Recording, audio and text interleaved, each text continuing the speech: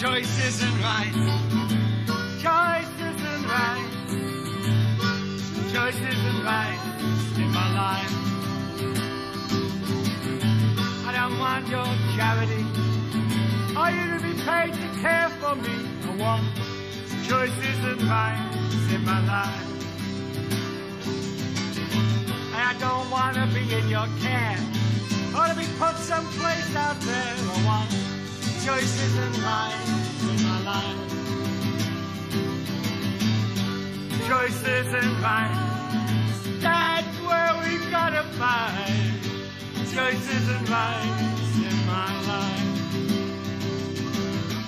I don't want no benefit, but dignity from where we sit. I want choice isn't right in our lives. I don't want you to speak for me. Just listen and then you'll see we want choice isn't right in our lives.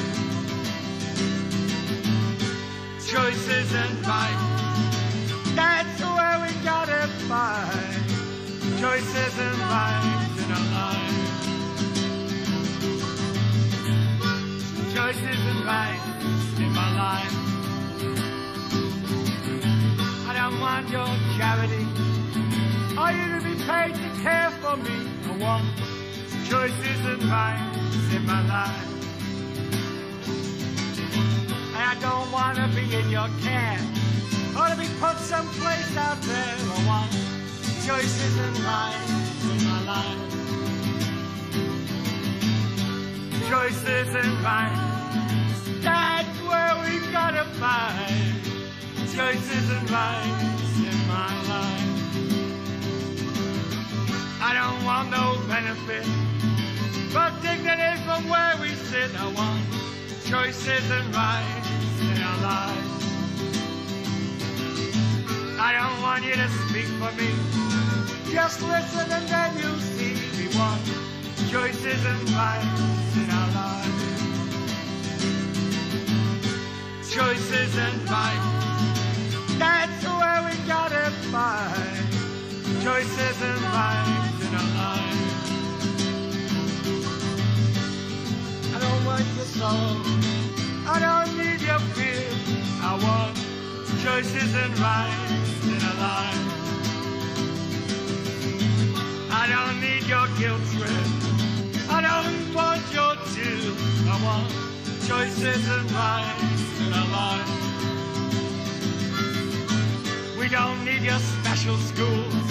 We gotta get out and teach them fools. We got choices and rights in our lives. I'm not gonna stick out my hand.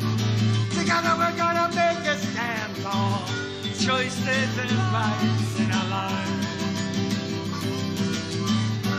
Choices and rights. That's where we gotta fight for choices and rights in our lives. We don't want your charity or holidays by the sea. We want choices and rights in our lives. And white coats are burned on fire as our strength grows higher. Choices and rights in our lives. Walk through east, walk through west, walk through over the cuckoo's nest. Oh, choices and rights in our lives. Choices and rights. That's where we gotta find. Choices and rights in our lives.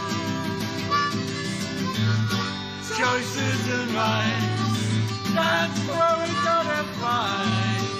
Choices and rights in our lives.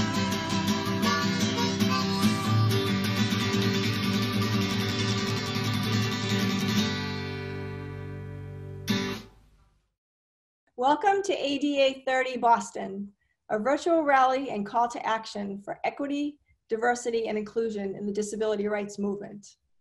My name is Kristen McCosh, and I'm the Disability Commissioner and ADA Title II Coordinator for the City of Boston. Before we begin, I want to let everyone know that today's event is being recorded and live streamed. So anyone who's not participating live today will be able to watch the event at a later time. Today's event is being co-hosted by my commission along with the Boston Center for Independent Living. And the event is being supported by dozens of organizations in the disability community. This year's anniversary of the ADA has taken on renewed meaning. As we know, we are marking this momentous occasion during a worldwide pandemic, which has acutely impacted persons with disabilities. We've also seen communities of color disproportionately affected by COVID-19 at a time when we're confronting our country's history of structural racism. So this year, instead of looking back, we need to look ahead. The ADA has given people with disabilities a strong foundation of civil rights, but we recognize that we need to go further in our fight for civil rights. Our work moving forward must reflect our shared commitment to equity, diversity, and inclusion of people of color with disabilities.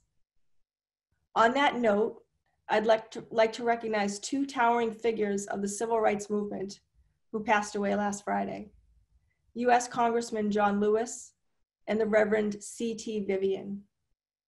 Let's take a moment of silence while we remember these two civil rights leaders.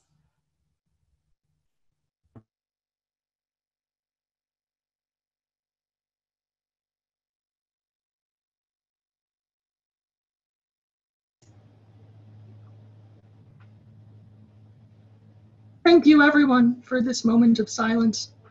My name is Diana Hu, and I'm the chairperson of the Boston Center for Independent Living. I was diagnosed with spinal muscular atrophy and drove my first motorized wheelchair when I was barely 2 years old.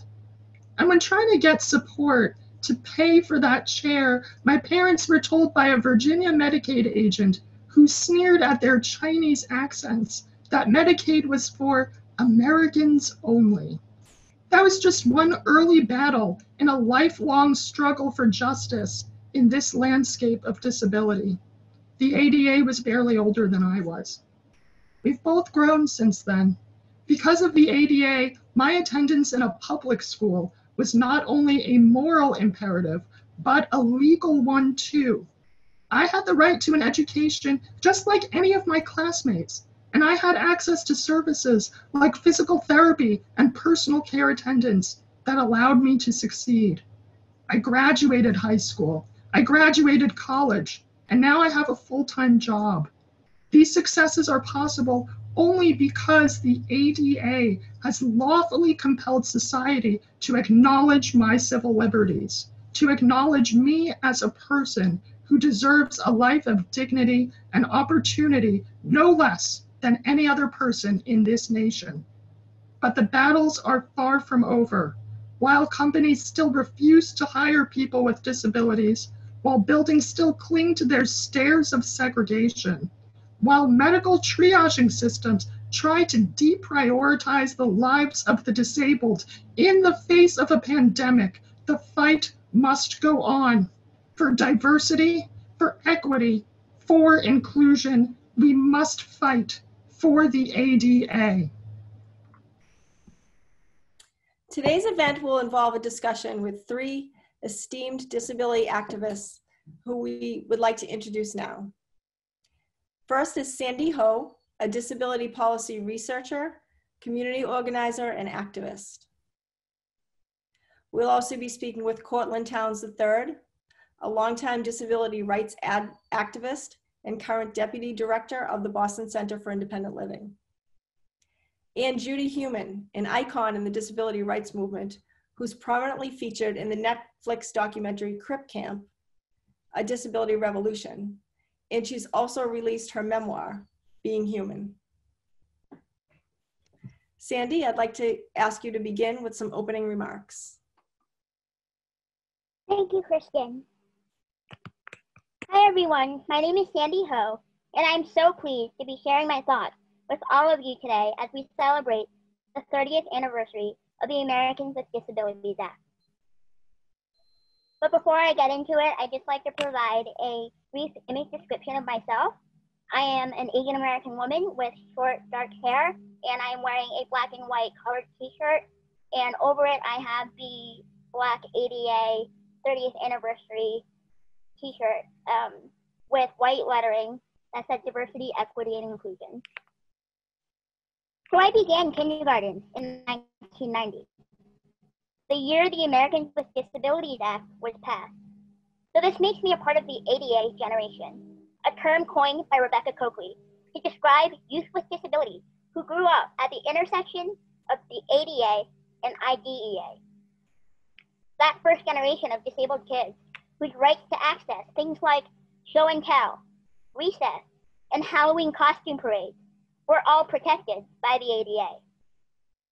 In 12th grade, it was a graduation requirement that we have an internship. The ADA protected my right to apply for internships, interview, potentially intern, graduate, and continue my education to this day. We were the first generation of young people to share our dreams alongside our non-disabled peers and to know that those goals would be possible, in part because of the ADA provided access to space and communities where people validated those goals and dreams. Being a part of the ADA generation, though, also means we know what it takes to be included. We know that inclusion is not just a nice thought or a kind invitation. Inclusion is something that we practice, fail at, learn from, and practice again. The poet and disability rights activist Laura Hershey said, "You get proud by practicing." I'm still practicing, and every day I'm trying to get proud. 30 years after the ADA has passed, we need more than inclusion. But to get proud, we need to practice more than inclusion. We need to belong. That year when I started kindergarten in 1990, my school picture had my wheelchair covered up by a big gray blanket.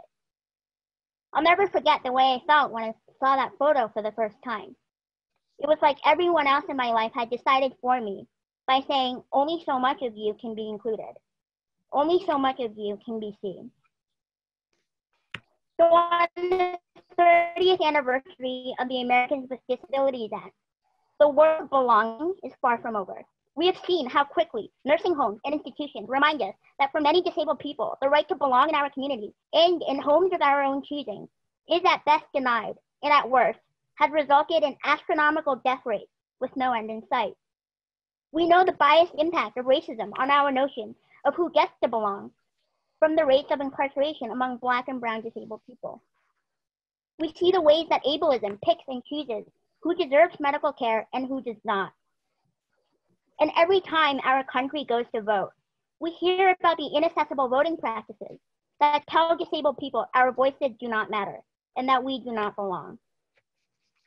So creating a society and community where disabled people belong takes collective work and collective visioning. I think back to the community organizing and protests that led to the passage of the Americans with Disabilities Act. I think about the visionaries who could imagine a day where kids with disabilities would sit in classrooms with their non-disabled peers. As a member of the ADA generation, I challenge all of us to envision a world where disabled people belong. And so to the young people with disabilities right now, what would a country where every single disabled person belongs in their communities look like to you? Because if I could speak to that kid who had her wheelchair covered up in her first school photo, I would tell her, every part of you belongs. And every part of you is deserving of the civil rights that disabled leaders like Judy Heumann, Brad Lomax, Maria Palacios, Kitty Cohn, and Justin Dart fought so hard so that you could grow up knowing that you belong.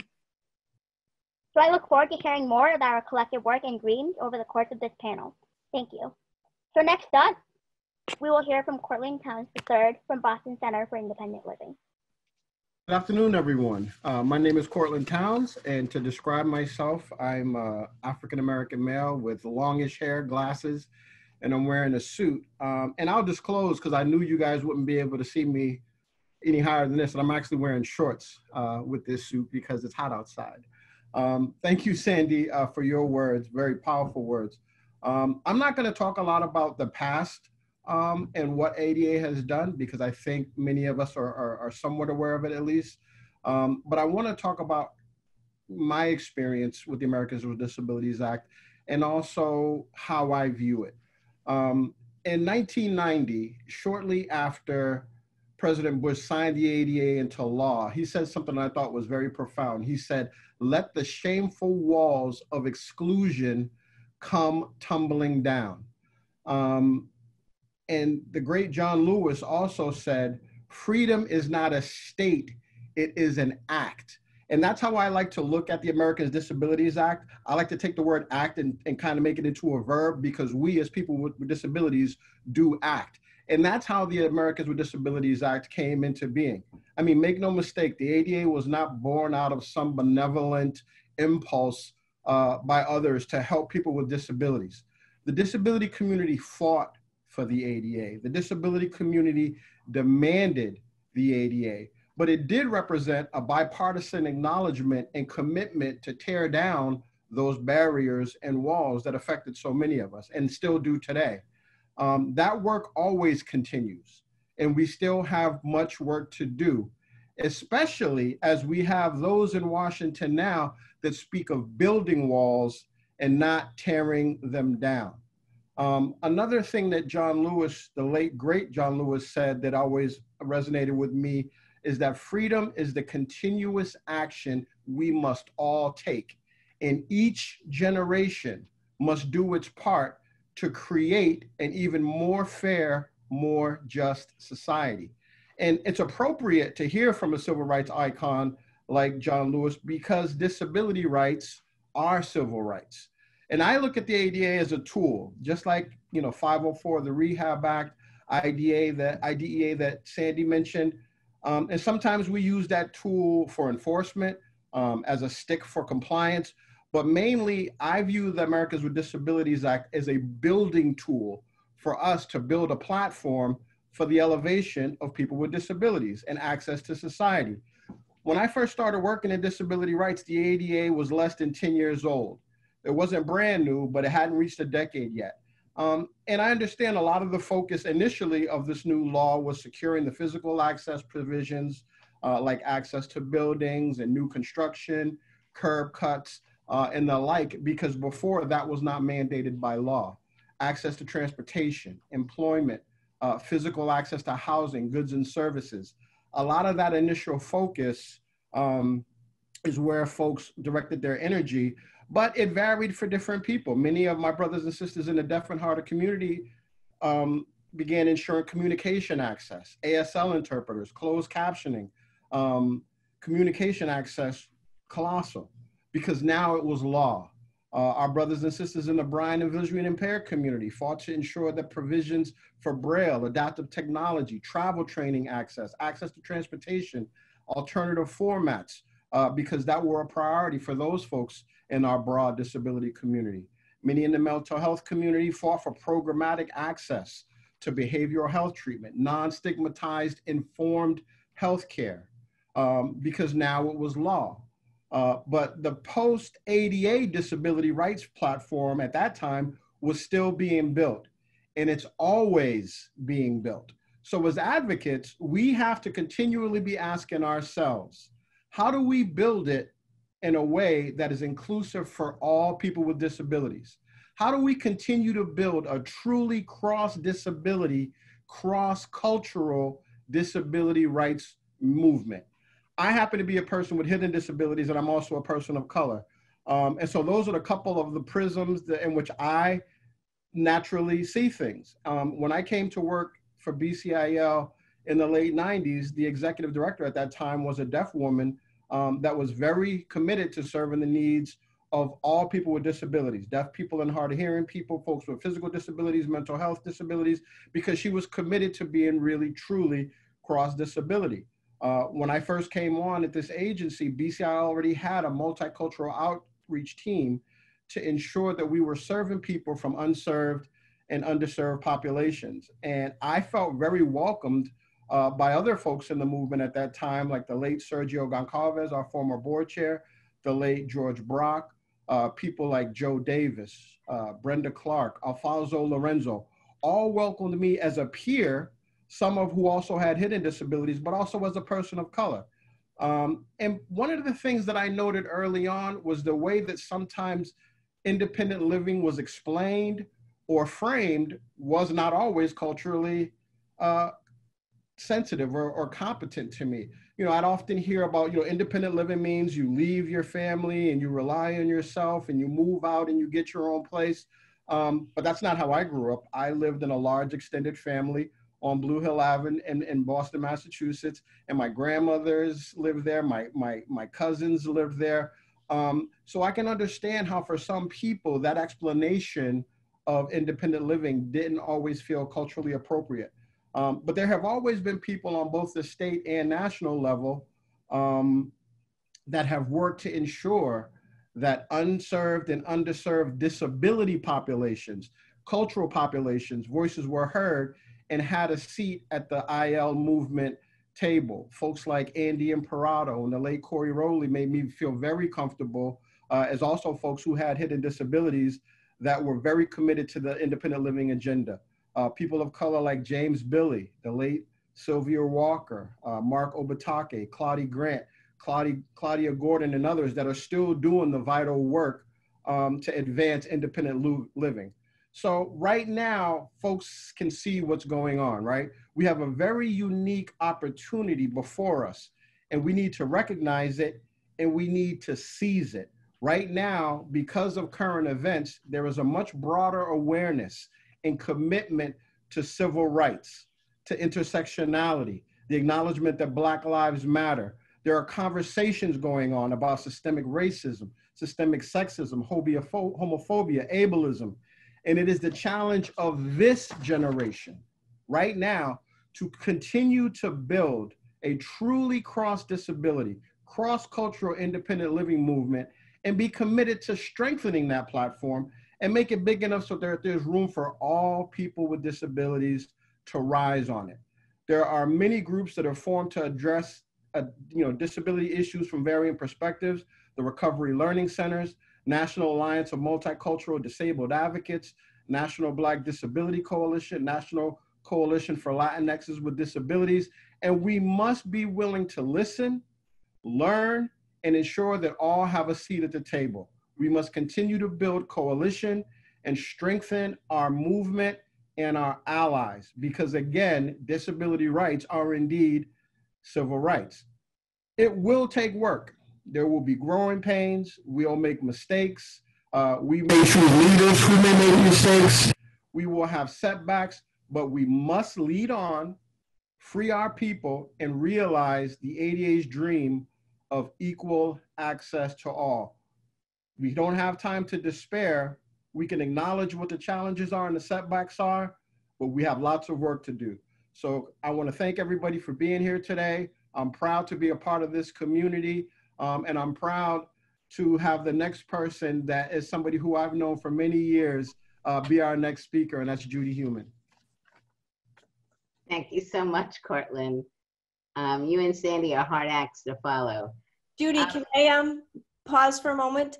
I just want to let the audience know that we're going to take some breaks throughout the program to let the ASL interpreters switch out and catch up on the remarks. So I would like to pause here and let them do that before you do your comments.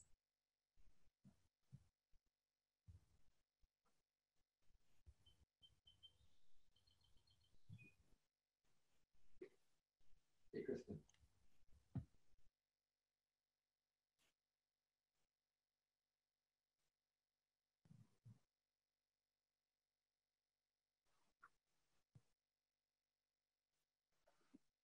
Okay, Judy, if you want to give your comments, that would be great. Thank you very much. So my name is Judy Heumann, and I'm a wheelchair user. And I am wearing a gold blouse or sweater. That's actually from my late mother, who died in 1998. I try to take care of my things. And I'm sitting in our foyer. We live in an apartment in Washington, D.C., and I'm surrounded by memorabilia of family members and friends, and I'm Jewish, and we have a number of Jewish artifacts around. It's great to be with you, and I was, laughing a little bit about what Diana was saying, that she got a motorized wheelchair when she was 2 years old. So I was born in 1947, and there were no motorized wheelchairs. Motorized wheelchairs started coming in the 1960s, but really much more in the 1970s and forward. So I think this is a little but very important point when we're looking at celebrating the ADA for 30 years and looking at the changes that have gone on in our communities and the roles that we have played. I celebrate the ADA every year, not just because it's a year older, but I view the ADA and the ability to get the ADA passed, as Cortland was saying, as really heroic action. But I want to go back to the 1970s with the signing of the 504 regulations. Historically speaking, the activities that took place in the 1970s, which resulted in demonstrations across the United States and a takeover of federal building in San Francisco, and people going together to Washington, D.C. as a cross-disability, interracial group of people, is ultimately why we were successful. Needless to say, also because of work that we were doing with labor unions, the women's movement, religious communities, on and on. When we look at where we are today with the ADA, I think in addition to the accomplishments and changes that have been the result of the law, we need to recognize that most people, including most disabled people, I believe, do not even know what the ADA is. So when I talk to younger people, even younger activists, many of them didn't learn about the ADA or even 504 until they were in their late teens or 20s, many of whom still don't know about it. So I think it's very important that we recognize the great work that we have done, but we can't rest on our laurels. And by that I mean there are 61 million disabled people in the United States, 1 billion disabled people around the world. We need to be pushing to ensure that there is continuous training, similar to what happened after the 504 regulations were promulgated, after the ADA was passed, where there were trainings that went on around the regions in the United States, both training disabled individuals and those entities that no longer were able to discriminate.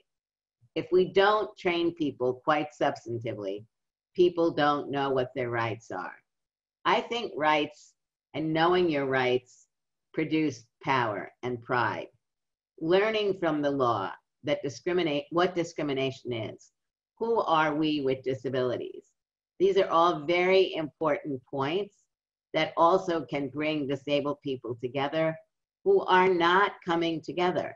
I think all of the Centers for Independent Living would acknowledge that there are vast numbers of disabled people in our communities that we are not reaching. They may know about us, depending on the center and your ability to do effective outreach, but they are not necessarily a part of the work that you're doing. So when we look at how do we outreach and bring more disabled people into some of the work that we're doing, at the very minimum, to be able to acknowledge they have a disability. If they're working, speak about it with pride at work. In their community, not be ashamed of who they are. And depending on communities that people are from, we know that disability is something that is really shunned in many communities. We need to help make sure that their families and individuals with disabilities are not feeling ashamed. We have to feel proud, but pride only comes about, in my view, by being able to bring us together and talk about what has disempowered us. We need to be able to talk in an environment where you can discuss discrimination, that in many cases the word has never been used. We need to know when you are denied a job, when you are treated badly in school, when you are not accepted in your community, when you feel different because you have a disability that's visible or that you've disclosed. This is something that in my view, I need to get support from other people so we can come together to give ourselves the moral and emotional fortitude to keep moving forward. I also feel very strongly, now that I'm 72 years old, that we need to be talking about intergenerational and really meaning it. We need to make sure that young people understand what their rights are, that their parents understand.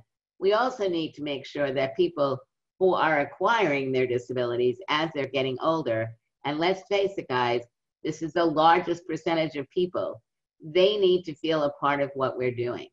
The CILs are intergenerational. And so I think we really need to focus on the current generation, younger individuals, and the generations today and forward. Because if we could get the 61 million people, plus allies and friends, really understanding what is the discrimination we are experiencing, what types of discrimination do people from different communities, the African American community, the Latino community, on and on, what are the additional discriminations that people are facing? What is it that we can be doing to, in fact, ensure that we are gaining our civil and human rights?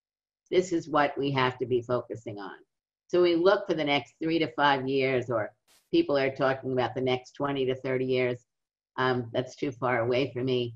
We need to be talking about power, our collective power, and our ability to recognize that we have so much more to learn. Each one of us individually doesn't know something about someone else's disability, someone else's background. We need to learn, we need to respect, and we need to be able to come together, trusting each other and really forming very strong alliances so that discrimination against disabled people is understood. The movie Crip Camp, which I assume many of you have seen, non-disabled people and disabled people, but more non-disabled people, leave seeing that film saying, why didn't we know that story? I believe they didn't know the story because they didn't see it. They didn't see it in the media on a regular basis. We must be demanding that the media more accurately reflect disability in journalism, in film, in television, in advertising.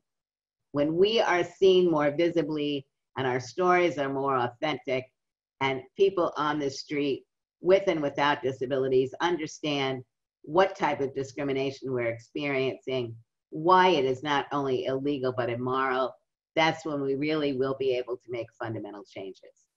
Thank you very much, guys. Thank you very much to all our panelists, and we're looking forward to a robust discussion coming up right now. But to let the audience members know a description of myself as the moderator, I am a Caucasian woman.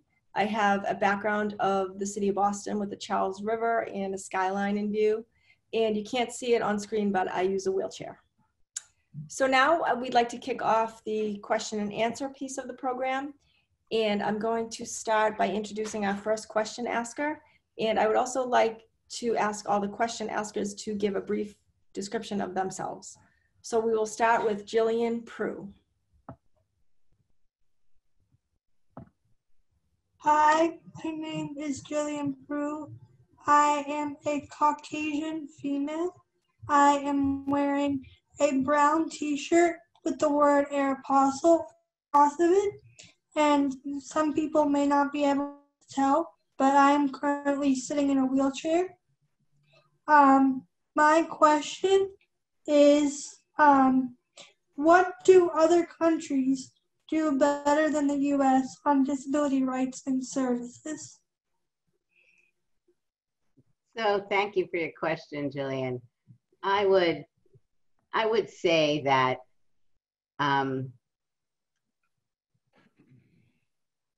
there are countries where national health insurance is something which is a right, where there are no people who have no health insurance. And for me, that's a very big issue in the disability community, the inability of people to get health insurance that they need that is adequate. Every country's is different, but really all major countries do have health insurance, durable medical equipment, and other kinds of supports that we are trying to get nationally here. Personal assistance services, again, depending on the country you live in, is something that is more uniformly provided. But I think we also need to understand that there are variables in every country around the world. And even here in the United States, we see that you can live in the state of Massachusetts where the personal assistance services and healthcare you get are quite different than what people are getting in Alabama or Mississippi. So I think it's a great question, because I believe most Americans are not really looking at what is happening outside of our country. I would say that where the United States has excelled in the past has been our advocacy work. That certainly for many, many decades, the disability community around the world was looking to the United States for our leadership. The development of the independent living movement, the civil and human rights movement in the 60s, 70s, 80s, and 90s is something people came to the States to learn about. Our failure to ratify the Convention on the Rights of Persons with Disabilities during the Obama administration, because the Republicans refused to vote for ratification, really has made us weaker, not only within our country, but around the world. So I'm hoping that if Vice President Biden becomes president and we get the Senate back and we can get the Convention on the Rights of Persons with Disabilities ratified, that it will enable us to really regain our standing and to be able to share some of the great work that goes on around the United States that in many ways, I don't want to talk about it as better or worse, but I think we have done some things that are worth learning about, just like there are things we need to learn from other countries.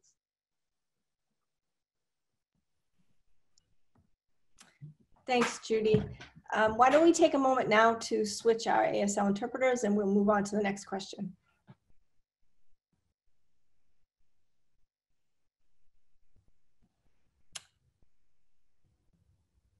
Okay, so the next question is going to be asked by Olivia Richard, a disability advocate from Boston.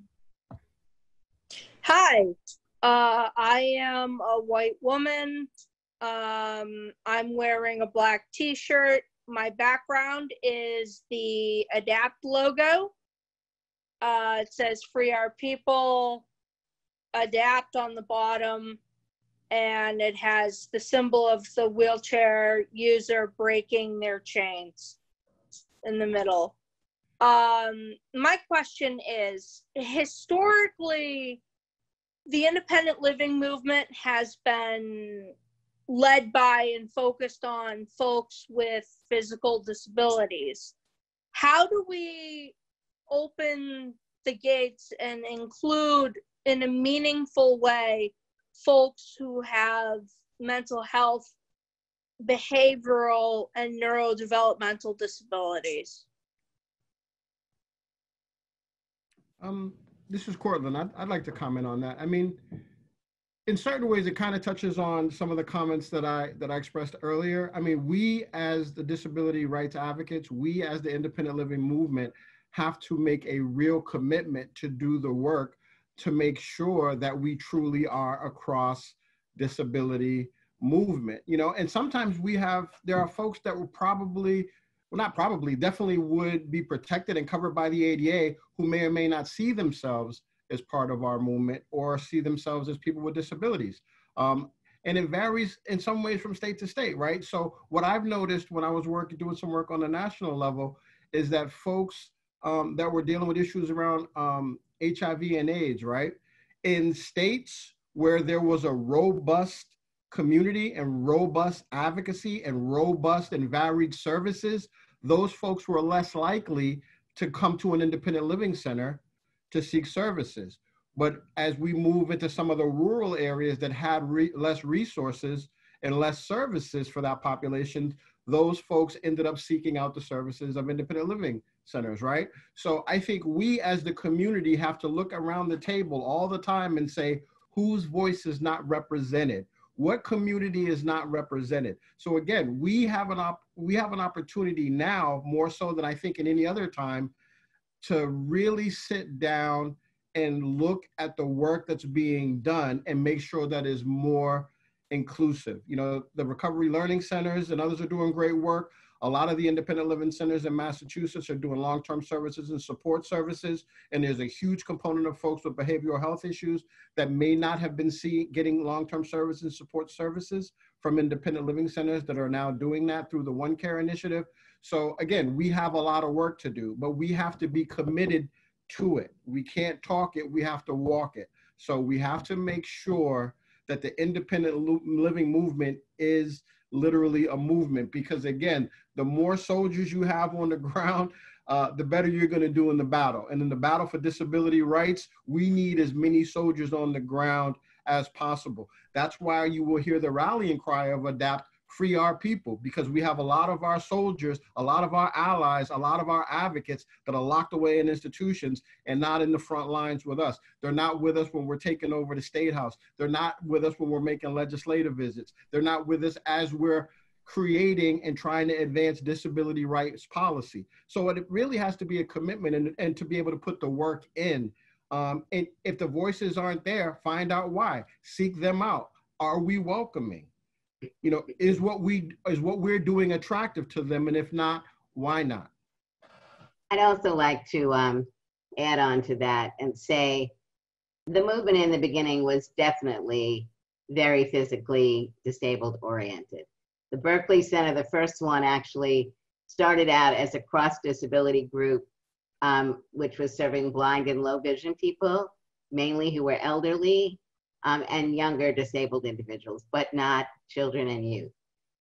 We need to not only learn about how our organizations change, because I'm sure that BCIL from its inception in the 1970s to today is a much more diverse organization, like other centers.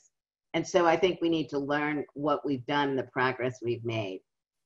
We also need, and I think Cortland was speaking to this, is as things have changed, like in Massachusetts, where there are more types of community-based services, that the CIL is working with other organizations to be able to expand the people that we're reaching out to, because really one of the fundamental issues of CILs, services are important, but fundamentally we should be advocacy organizations. We should be organizations that people come to because they want to see change and they want to participate in it. And I think we need to really be looking at funding. The CILs, by and large, in my view, are woefully underfunded organizations. And the ability to really expand effectively, to expand our base, is going to require more money. Whatever we're doing with the money we have should, of course, be cross-disability and cross-race and cross-sexual orientation, et cetera, as is required by the law. But we have to recognize, if you look at the amount of money that offices on aging get and that DD programs get, when you look at what we in the CILs get, it is ridiculously small. So we need to be demanding more money to do the work that we have begun in order to expand the work that we're doing. Agreed. Thank you, Judy. And I do just want to follow up on Cortland's point about looking at who's at the table. And I want to recognize that many groups do their own organizing. They have strong advocates and components, but sometimes they don't get a seat at the table. So we don't want to, we want to make sure that we recognize that just because groups may not be at the table doesn't mean that they don't have their own strong communities with lots of good ideas and doing lots of good work. So really it's about just bringing everybody together and being more inclusive intentionally, making sure that we take responsibility for bringing people into the movement and seek out other voices as we move forward. And be on our board of directors. Absolutely. So our next question asker will be Stephanie Hockelin.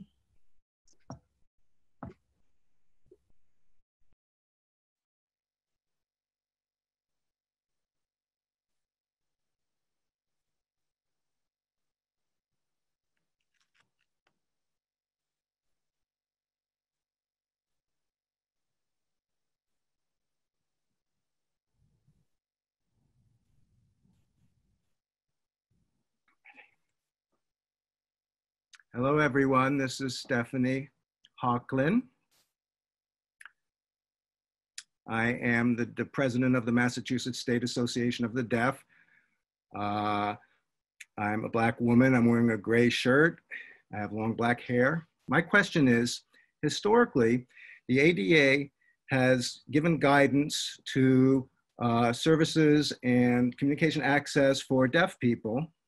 However, with the pandemic, thank God for technology, we have all these platforms like Zoom and internet and public announcements and such on television. However, these are not always accessible to deaf people. The deaf community is not finding access in these new platforms as much as we should. So I'm wondering how we can perhaps make sure that the ADA will allow for that now and in the future, because technology is only growing. And this problem of inaccessibility with new technologies and platforms is not going to go away as far as interpreting and closed captioning for the deaf community. Thank you, Stephanie. I'd like to ask Sandy to respond to this question. Sure. Thank you, Stephanie, for that question. So I think that this is an opportunity where communities coming together makes a big difference. So for instance, I think back to, I believe it was the 2011 case that was brought forth by the National Association of the Deaf against a major streaming service. And this was a case that was held in Massachusetts. And the ruling was that, at the time the ADA was written, the internet and virtual life did not exist. But the fact of the matter remains that more than half of Americans today are deaf and hard of hearing. And the legislation of the ADA has to really be aligned with the way that disabled people and the deaf community communicate and exist and engage in our communities. And so that court case, I think, was really important because it showed how by talking about the importance of communication access, by talking about why the ADA needs to be expanded into virtual space, and it really demonstrated to me how the ADA can continue to evolve with the advocacy efforts. And so that's one point that I would like to make. And the other point, I think, is that, at least in my perspective and in my opinion, I tend to take the attitude of we need to keep making our accommodations and our right to access content and to communicate. We need to keep raising it. And oftentimes the response might be, well, it's not my job, or, well, we don't have a 504 accommodation person. Well, we need to keep bringing it up until we make it somebody's job, right? And I think that's what living our civil rights and living the impact of our ADA rights and our right to access means to me. I'd also like to say that we don't necessarily need to amend the ADA. We may need new legislation to come forward to address the issues that Sandy was speaking about. And I think we need to be looking at our US senators and congressional people to see what they know about our issues. I know that in your state, Senator Markey has been an amazing guy on issues around technology and accessibility. He's very knowledgeable. He's worked on this for decades. And I happened to run into him last year with a friend of mine who was blind working in this area. And he was so gracious to really come over and talk to this guy who's also a leader in the disability community. So not necessarily new legislation, not necessarily amending the ADA, new legislation, stronger regulations, looking at Section 508 and addressing that more firmly, and working with groups like the National Association of the Deaf and many others in moving this agenda forward. And I think your question was really important because it could have a really profound impact on the elections in November And I know the blind community has been involved in a lot of litigation where absentee balloting in some states was being prohibited by blind people. They've had some excellent lawyers who've been addressing these issues and winning cases. Thank you both. And just one note, if there's any good news that's come out of this pandemic, you know, we've seen a lot of people switch to remote working, and although it's definitely had challenges with accessibility, it's given people with disabilities an opportunity to show that they are able to work remotely, and hopefully it will show employers that flexibility can be a good thing. So we'll turn to our next question asker, Daniela DePina.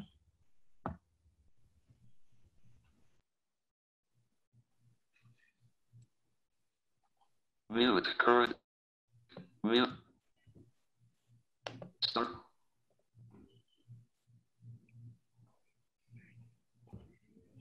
Hello, Zoom, everyone. the host has asked you to. Hello, everyone. Alert video. My name is Daniela DePina. I am from Cape Zoom Verdean. webinar. Stop my. I'm from Cape Verdean. I am wearing all black, and I have black hair, and I am visually impaired. And my question today, I want to ask, if anything, what it is that we can do to ensure accommodation and services is being provided with people of color with disability, including immigration during the pandemic, broadly speaking. Portland, would you like to take this one? Sure. The pandemic has really adversely affected a lot of folks, particularly from immigrant communities, who may be establishing a foothold in the States, and maybe in densely populated areas, more exposure due to the type of work involved, et cetera. But there really has to be a push. I mean, right now we hear a lot of anti-immigration rhetoric, and I really wish we could get rid of this term of referring to folks as illegals. There is no human being that is illegal, okay? So when people say that, challenge them on it. Not sometimes, every single time. It's ridiculous. Again, we're talking about human rights and access to human rights. And so people with disabilities are people with disabilities, right? And so that's really what we have to focus on. And we really have to be mindful of what is going on around us and how we push back against some of these things, right? So, and we as a community have to advocate for those that are people with disabilities, irregardless of their immigration status. Let me say that again. We need to be able to advocate for people with disabilities, irregardless of their immigration status, okay? So if you look at what's happening in Portland right now, right, and it's frightening, and folks are saying, oh, this is just a dress rehearsal for things to come, perhaps. This isn't the dress rehearsal. ICE has been snatching undocumented immigrants off the street in public and in broad daylight with very little pushback. Why? Okay, so again, we as people with disabilities, we as a cross-disability movement, a cross-cultural movement, we have to be able to speak out on these things. You think there are not people with disabilities that have been snatched up in that manner? You think there are people with disabilities in these detention centers? Of course there are, right? Who's advocating on their behalf? So it's part of all of our responsibility. So again, before when I said, when we're talking about building a platform that lifts all people with disabilities up, that means all people with disabilities up. Will it take work? Yes. Will it be hard? Yes. Will there be setbacks? Yes. But that is the only pathway forward. We have to build coalition, build allies amongst each other, and advocate for each other. I don't happen to use a mobility device, but every opportunity, you can best believe I'm going to be advocating on behalf of those who do. It's the same deal. It's the same deal. And if you carry forward what Cortland was saying on the issue of people in prisons, we know that 60 to 70% of those in youth facilities are disabled individuals. I think it's not only incumbent upon our movement, but other movements, because a significant number of those individuals are brown and Black children. We need to get the overall civil rights community to acknowledge disability as a part of our movements so that we can more collaboratively be looking at why are kids dropping out of school? Why are they not getting the services they need? Why are they winding up in juvenile facilities and then moving forward into adult facilities? These are fixable problems, but as Cortland has been saying, we've got to be working on these things together. Mm-hmm. Absolutely. Sandy, would you like to add a final comment for this question? Sure. I think just to add to what both Judy and Cortland have been talking about, that in this pandemic, specifically, there's clearly an urgency right now for dependable, accurate, and accessible public health information. And so when we think about that, we also need to ensure that disabled immigrants and disabled people of color are also represented in the rooms and on the tables when those decisions are being made. So, you know, as a disability policy researcher, I think that this is really a place where research is important, and it's important for, you know, people with disabilities to complete their census, to be counted, to make sure that, you know, we are represented in as many places as possible, particularly regarding public health. Thank you to our panelists, and I would like to give us a break now to change ASL interpreters just for a few seconds.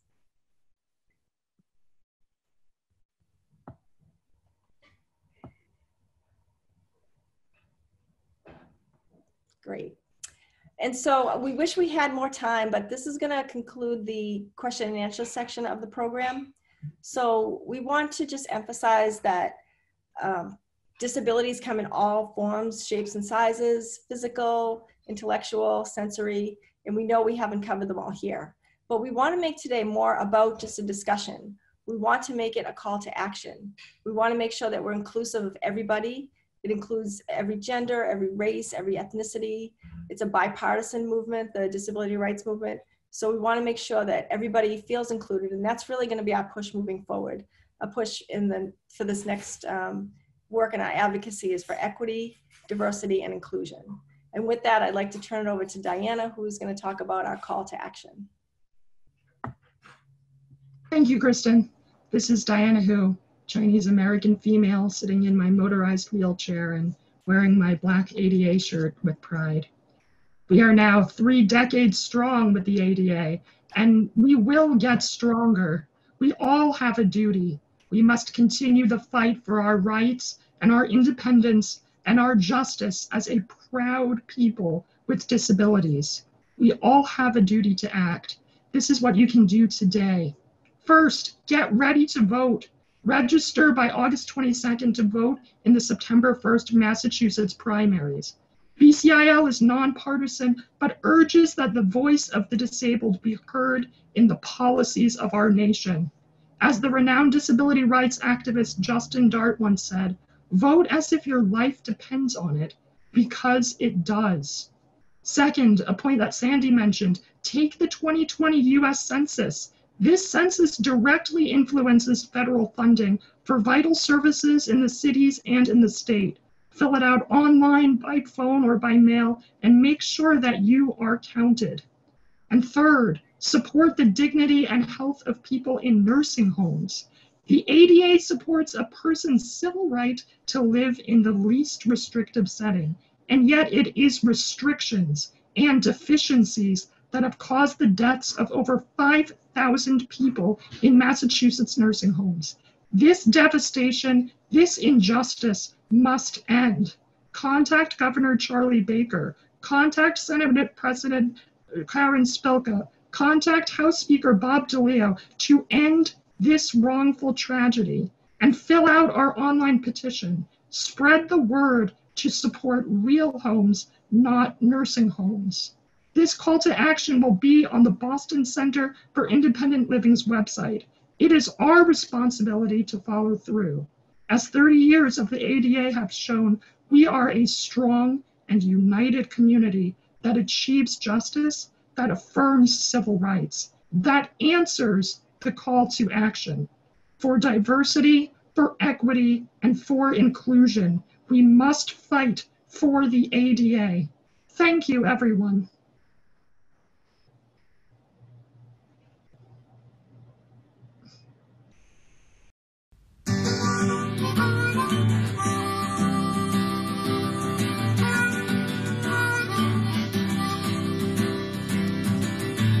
I want choices and right.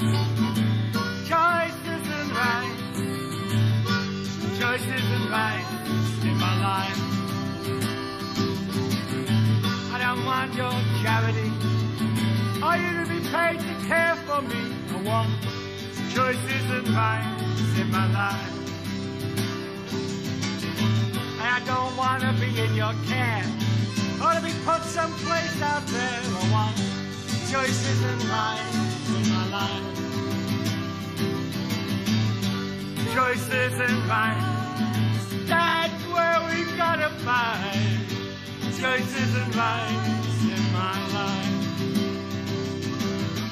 I don't want no benefit, but dignity from where we sit. I want choices and rights in our lives.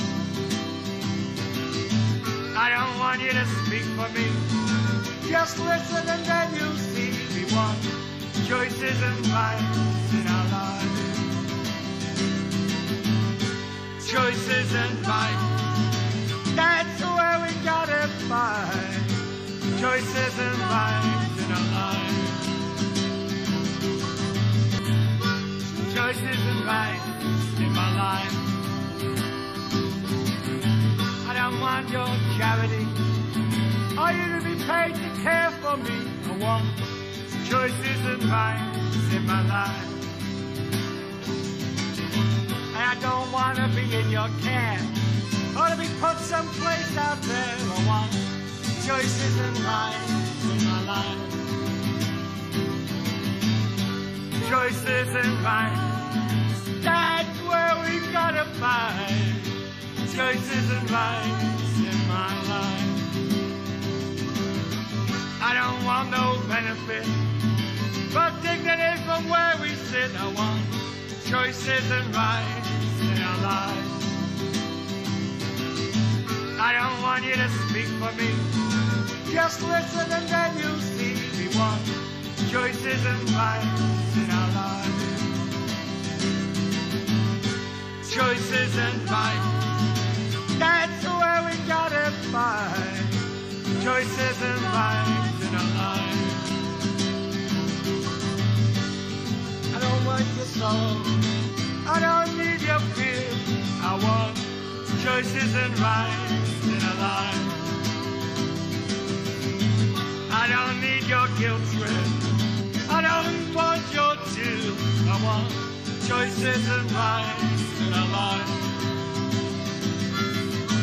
We don't need your special schools. We gotta get out and teach them fools. We got choices and rights in our lives. I'm not gonna stick out my hand. Together we're gonna make a stand for choices and rights in our lives. Choices and rights, that's where we gotta fight for. Choices and rights in our lives. We don't want your charity or holidays by the sea. We want choices and rights in our lives.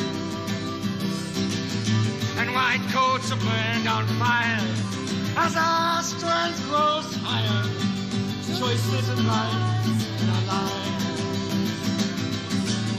One flew east, one flew west, one flew over the cuckoo's nest. Oh, choices and rights in our lives.